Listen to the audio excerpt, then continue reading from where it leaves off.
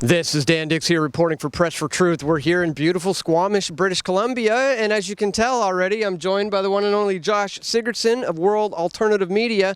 Now, Josh and I, just about 10 minutes ago, were just around the corner for Squamish's first Pride Parade of the month. That's right, it's already June, Pride Month here in Canada. Pride season, really, it's pretty much evolved into. And as you can already see, there's lots of kids at this event as per usual. And, you know, it reminded me of the fact that the pendulum has swung so far to the side of so-called LGBTQ LMNOP rights that it's kind of time we bring it back to a balance there. And, you know, I remember the city of Boston one time holding a straight Pride parade, and I thought that was pretty funny. I went down with a t-shirt saying it's okay to be straight. And it reminds me now of a story that's now coming out of New Brunswick that I kind of want to get your thoughts on, because this is crazy. A kid just wore a straight Pride t-shirt, and this is the CBC article here. It says, parents upset after student suspension for wearing straight Pride shirt to NB school. It goes on to say the kid here just wanted to express myself. He said, I wanted to wear my shirt to feel included, just like anyone else could wear any other type of shirt, he said in an interview. So I wear my shirt on this week just to express who I am and what I believe in. A petition signed by 390 people was tabled in the legislature today and calls for the removal of the principle and for the new leadership that reflects the principles of fairness, inclusion, and respect for all community members. The kid is essentially getting in trouble here. His dad chimes in and says, they told me it was a hate crime, the father said, and they couldn't give me any more reason other than that. They really didn't want to hear our side of the story. They didn't want to hear his side of the story. They wouldn't let him talk, so there was really just no discussion about it. It was just instantly labeled a hate crime, just for simply wearing a straight Pride shirt. So what does that say just about how, as we said, far that pendulum has swung to the one side?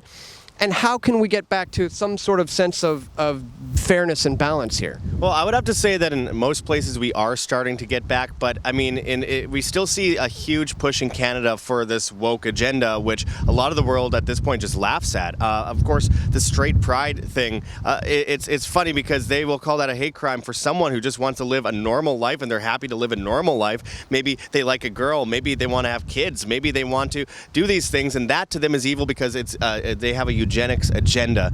And of course, when we see this, people laughing about this, I mean, what more does a gay community, does a tranny community, do all these people, what more do they want? They have everything. They have a season now. It's not just a day, it's not just a week, it's not just a month, it's a season of gay, my friends. That's where we're at in the world. And of course, it's absurd because they have everything. They're not being discriminated against. What are they fighting for? And the truth is, and it's been said since the 1960s, 70s when the Pride agenda started being pushed forward, it's your kids. They're going after kids. That's what it's all about. The end point is not just demoralization of society, which they've achieved, and desensitization of society, which they've achieved, but eventually they're going to push pedophilia. They want your children to be degenerates from childhood, the innocence stripped away from them from the moment they're able to speak, and brought into a world order of total transhumanism later on, where no one is a man or a woman, no one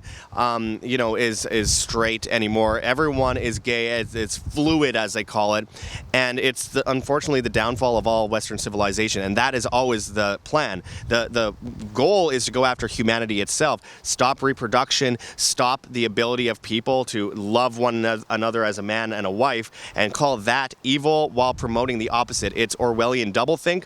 That which is evil is now called good. That which is good is now called evil, and the children are left in the dust. And I feel really bad for them, because I don't care if people want to be degenerate, gross people in their own private life. It's that's their journey, but they go after the kids. And this is an example of that, because Dan, we just saw a bunch of trannies and drag queens wandering around with goth makeup with a bunch of children and dancing at this event, and it's sickening, and that is normal. But having a nice family go on a picnic and have a traditional lifestyle, go to a church or whatever they want to do, that is considered crazy and extreme.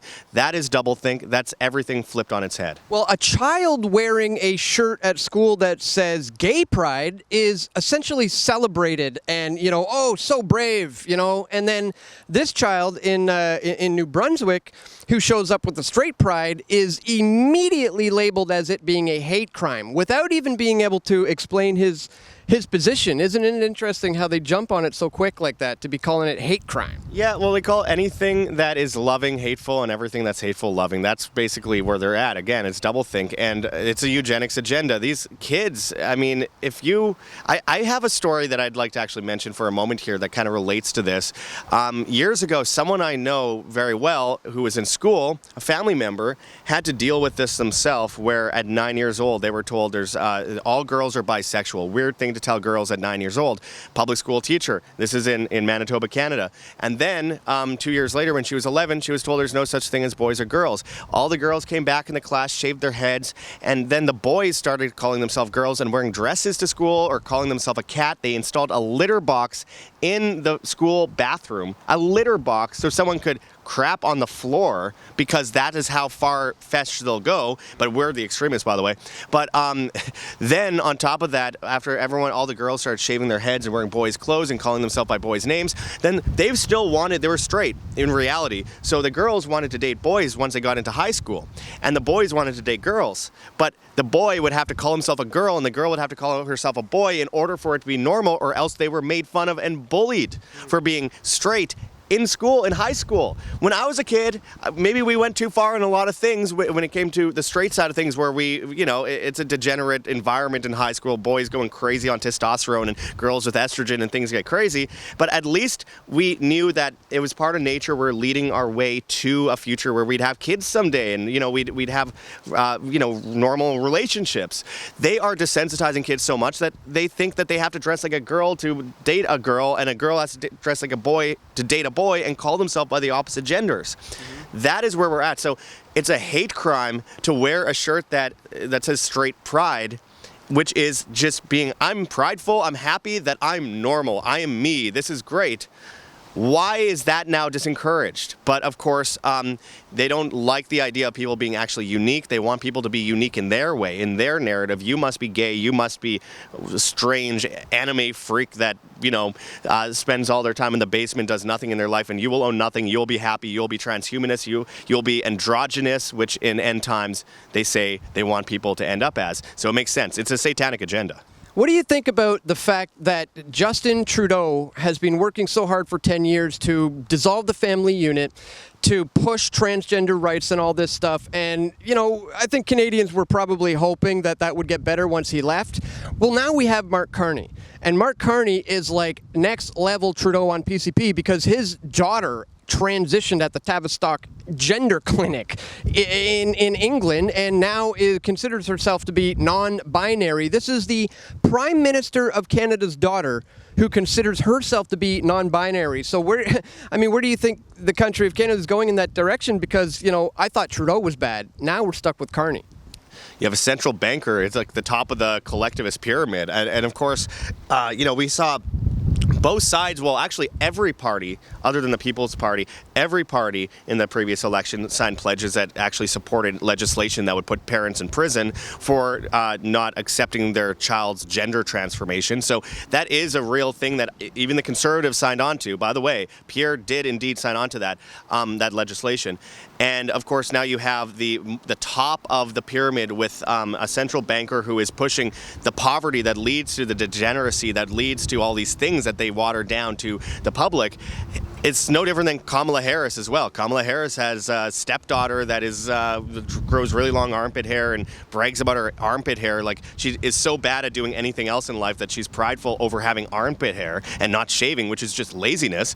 And, this is where we're at. And, of course, with Mark Carney's kid, it's just another example of normalization. See, if you're a trans, if you're, a sexual deviant, you could be the kid of a prime minister one day that robs the public blind. It just shows how morals have been flipped on their head, and of course I expect more further legislation in the next couple of years it's going to absolutely devastate people. But I do want to make it clear, though, and I think it's very important to say, there is a huge pushback on this. I mean, across the board. I mean, I'm noticing Generation Z is actually making fun of this. The words, the lingo is back that from my days in high school and elementary school. It's now coming back, and it's, the gay stuff, the woke stuff is made fun of. It's actually becoming more popular to make fun of the woke stuff, even on television now, which tells you that things are shifting because the popularity isn't in their hand anymore. They can't say that they are discriminated against because they have absolutely everything. So I do see the tide shifting dramatically right now when it comes to the narrative around this woke, gay, tranny agenda.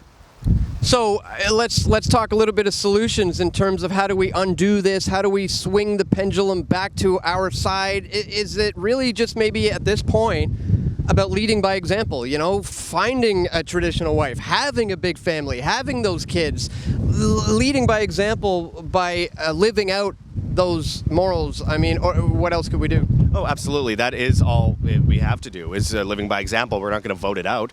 At the end of the day, what we need to do is show that you are an independent, free human being. You're capable of taking care of yourself. You can have traditional families. You can have traditional values. Live it, and people will see it. And I think a lot of people will get jealous of it if they are living in a degenerate, meaningless life where everything is surrounding sex and identity. If they see other people going, hey, this is normal again, it's not to be, seen as an extremist view to just simply live a normal life. They see that, they'll feel more prone to accept it. But of course, again, it's since the 60s, it's been so normalized in the other direction, every generation becoming more degenerate than the previous one, that now that is what's normalized. So we just have to, live by example, live freely, and it comes down to us. And I always say this, no matter what the subject is, don't depend on banks, don't depend on grocery stores, because when the social credit system comes in later, they're going to tell you if you don't support this narrative, you can't get food, you can't have electricity, you can't access the internet, you have to sign on with your digital ID, all these things. That is going to happen one day.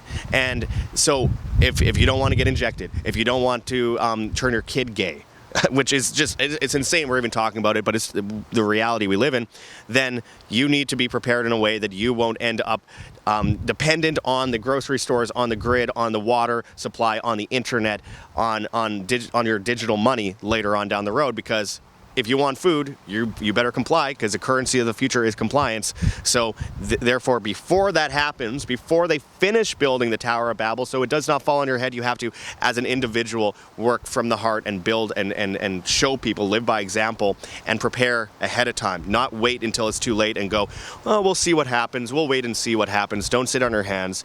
It's not about going and stopping gay people from being gay. It's about you just living normally and preparing yourself as an individual so you don't end up in that digital gulag system later.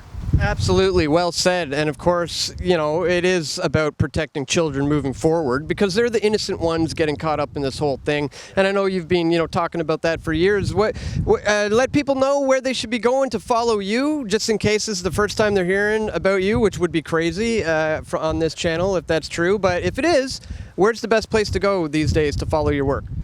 Best place to go is BitChute, Rumble, World Alternative Media. You can find us on a bunch of different platforms. While I'm not a big fan of X, I do try to post a lot on there at World Alt Media, just to try and game the algorithm a little bit in the future digital enslavement grid, to try and get some information out there. It would be X at World Alt Media, BitChute and Rumble at World Alternative Media. I'm on Brighteon and a few other websites as well, podcast platforms, Odyssey, and these places as well. But I think I'm trying to grow the audience as much as possible on BitChute and Rumble, so I can break through some of the algorithms and actually reach people. Because as both of us have dealt with, our channels were taken down from YouTube, and we lost a good 90% of our viewership at one point, and we had to build up again. And a lot of these alternative platforms are also starting to censor a bit, so I want to focus as much as possible on the big two. BitChute's my favorite. Rumble, I'm suspicious of, but BitChute is a great place to go, because they don't have an algorithm, so whatever pops up on the page is what pops up on the page. So I would recommend that, and X at World Alt Media. And I'm pretty convinced that my YouTube channel got terminated because of talking about this kind of stuff. But guess what, guys? We're not the type to self-censor here. We're going to continue to talk about this stuff no matter what, and hopefully these other platforms won't censor us as well. So check the links in the description. Josh, once again, man, thanks for breaking that down for us, and you keep up the great work. Yeah, thanks, Dan. Appreciate it. We all want truth.